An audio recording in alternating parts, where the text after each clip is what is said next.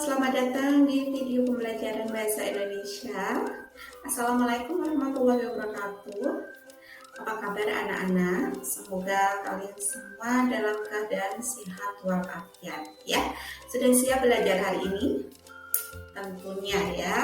Baik, pada video pembelajaran kali ini kalian akan belajar tentang materi cerpen. Nah, cerpen ini adalah salah satu jenis karya sastra yang berbentuk prosa.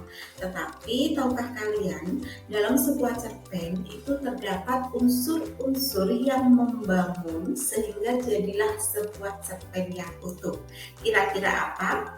Ya, tapi pada video pembelajaran ini akan kalian pelajari lebih detailnya, tetapi sebelum masuk ke materi inti, terlebih dahulu kalian harus mengetahui indikator pencapaian kompetensi yang akan kalian capai pada pembelajaran hari ini.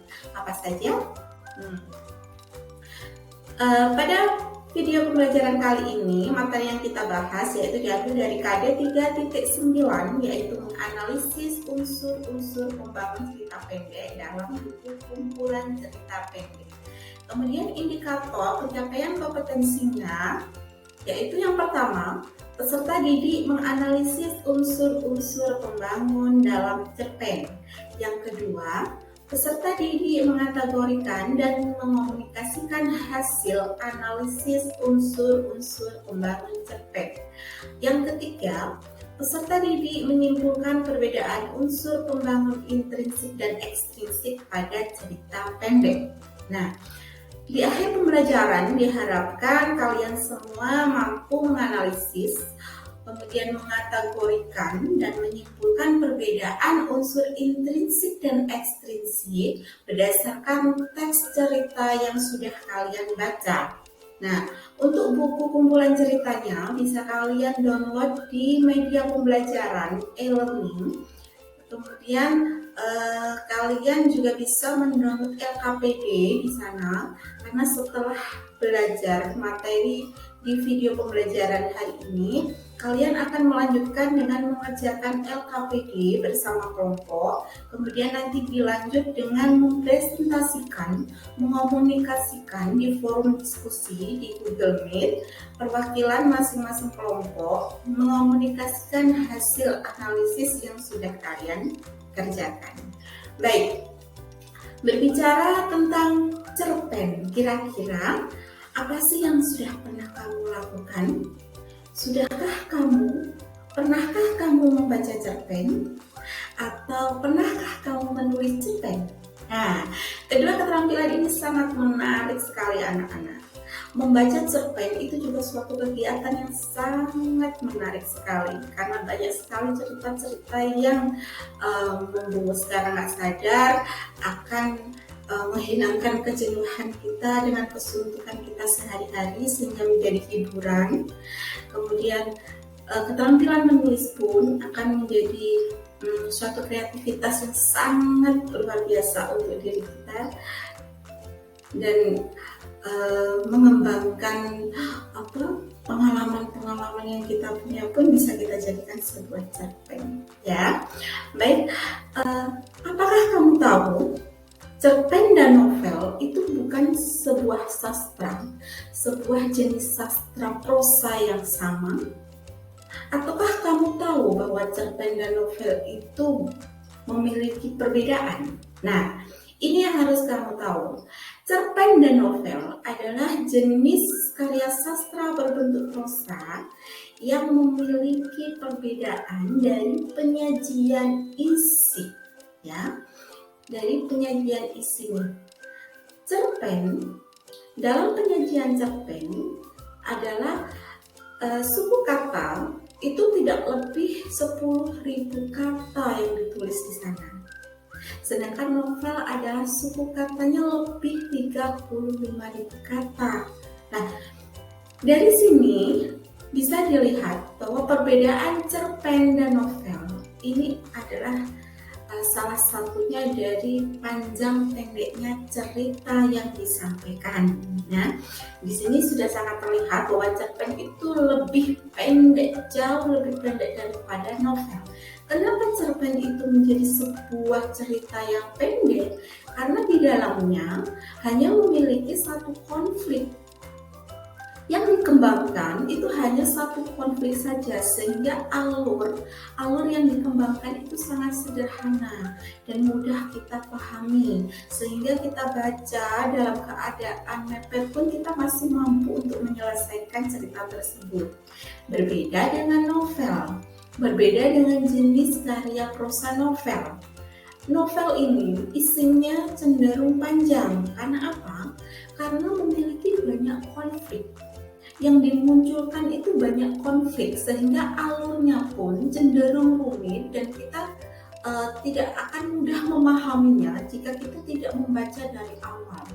Karena konflik yang dikembangkan itu tidak hanya satu konflik saja, tetapi lebih dari satu konflik, sehingga sangat panjang sekali. Nah, ini yang harus kamu tahu, bahwa cerpen dan novel adalah sama-sama prosa, tetapi isi dari cerpen dan novel itu berbeda, ya. Dari segi penyajiannya itu berbeda.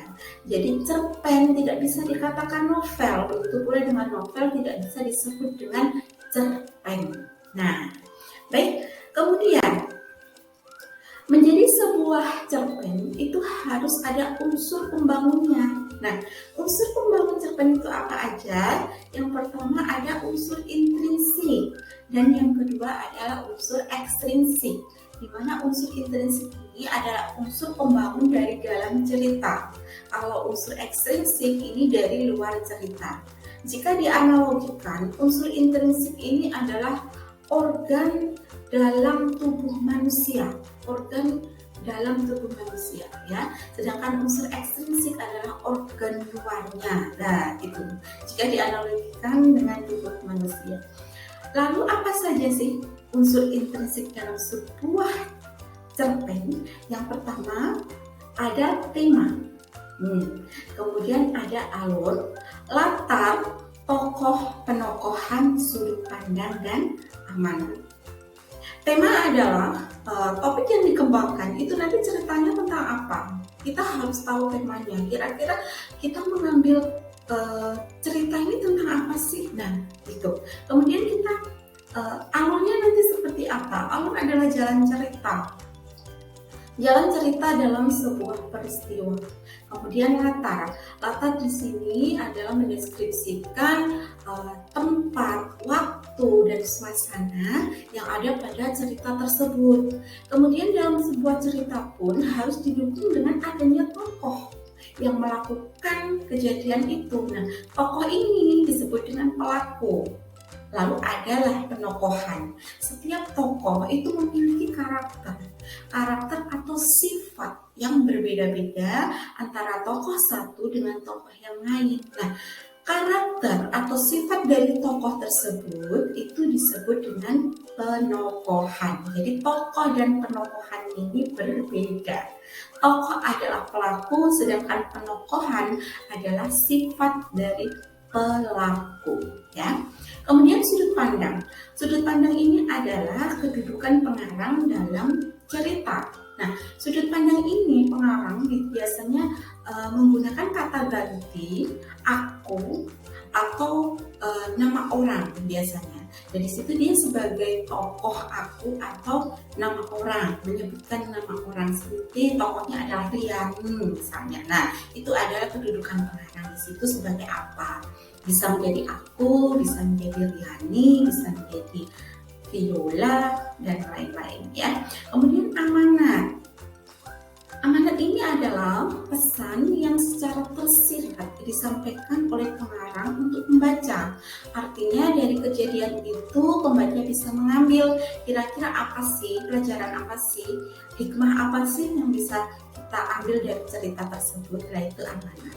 Kemudian kita masuk ke unsur luarnya, yaitu ekstrinsik. Di sini ada latar belakang penulis, nilai-nilai yang terkandung, misalnya moral, budaya, agama, sosial, ekonomi, dan lain-lain. Tetapi apakah dalam setiap cerpen itu semua nilai harus ada? Nah, ini pertanyaannya, ya. Apakah nilai-nilai ini harus muncul semuanya? Tidak. Kita sesuaikan dengan ceritanya tentang apa. Jika tidak membutuhkan pembahasan tentang budaya, maka tidak perlu kita munculkan nilai-nilai budaya di dalam cerita tersebut, seperti itu. Kemudian struktur cerpen. Struktur cerpen itu seperti apa? Kita membaca cerpen itu hanya sekedar membaca, tapi kita pun harus mengetahui urutan-urutan dari cerpen itu seperti apa di dalam cerpen itu. Jadi tidak hanya sekedar membaca cerita gitu saja ya. Jadi yang pertama di situ biasanya pengarang mengenalkan peristiwanya seperti apa, itu di tahap awal. Kemudian masuklah ke permasalahan. Dari permasalahan itu, pengenalan permasalahan, maka muncullah klimaks atau puncak masalah. Jadi masalahnya sudah membesar, istilahnya seperti itu.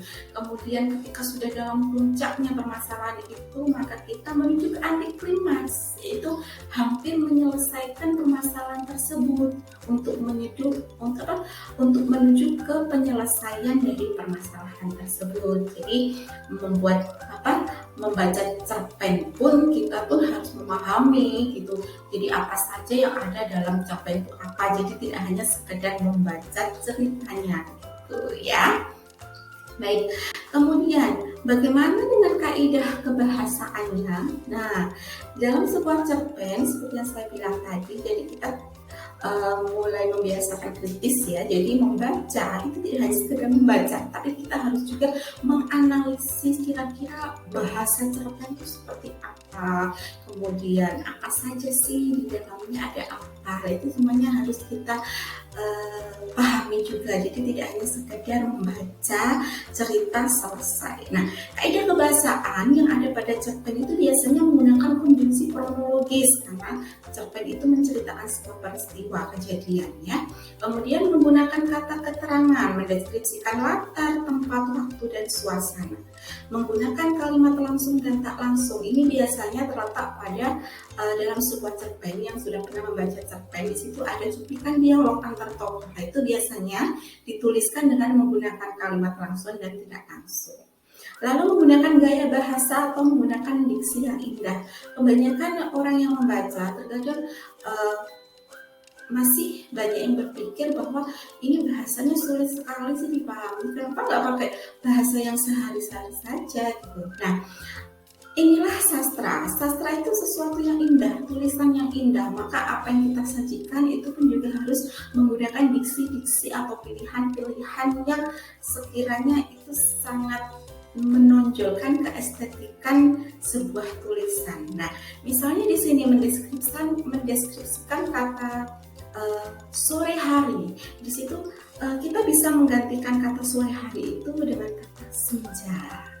Ya, saling berpandangan kita gantikan dengan kata beradu pandang. Nah, seperti itu. Jadi keindahan, keestetikan dari tulisan itu akan lebih kita rasakan seperti itu. Baik, kegiatan membaca, kegiatan menulis, kegiatan apapun itu sangat mudah gitu. Bukan sesuatu hal yang sulit. Kenapa saya katakan itu mudah? Karena semuanya itu berasal dari pembiasaan kita. Jika kita sudah terbiasa melakukan membaca, melakukan menulis, itu pasti sesuatunya kita akan lakukan dengan mudah gitu.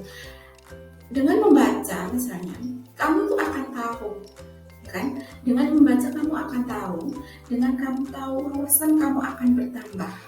Dengan wawasan yang bertambah, kamu akan bisa mencipta. Dan semuanya akan muncul, wawasan yang kamu dapatkan dari membaca dan lain-lain, semuanya akan muncul karena adanya pembiasaan. Jadi semuanya itu tidak ada yang sulit, semuanya itu mudah dan semua orang itu bisa melakukannya. Ya, baik. Terima kasih. Pada video pembelajaran kali ini, itu saja materi yang bisa disampaikan terkait dengan materi cerpen. Jadi mungkin selanjutnya kalian bisa melanjutkan mengisi LKPD kalian terkait dengan materi ini yang akan kalian kaitkan dengan buku cerpen yang sudah disediakan di e-learning ya. Baik, itu saja penjelasan materi tentang cerpen pada video kali ini. Semoga bisa menambah wawasan kalian, bisa menambah pengetahuan kalian tentang cerpen, dan bisa menjadi jalan kalian untuk mengerjakan LKPD nanti, dan semoga bermanfaat untuk semuanya. Terima kasih, salam sehat dan bahagia selalu. Assalamualaikum warahmatullahi wabarakatuh.